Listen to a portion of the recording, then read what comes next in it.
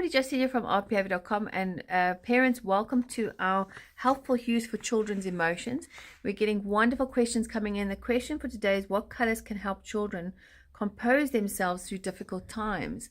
Now, it depends on the environment and where they're in. So if they're in a school environment and they cannot have access to a safe room or the color, it's going to be quite tricky for them to be around that. First of all, I highly recommend being outdoors, nearing green, so around a lot of trees, a lot of branches, a lot of greenery, and in nature and woody fields, even by the sea, things that would be in nature so they can almost bounce their energy off on that. And also what we call destructive activities, so things that they can chop up and break. So I take, say, for instance, my daughter to the beach and she chops up the chalk on the ground, or she draws with the chalk on the cement. Things that you can do, because obviously you don't want to destroy nature. You want to use what's there. You can throw stones into the water. If you've got things on the floor of the ground, what could you use that obviously is not destroying nature and respecting it?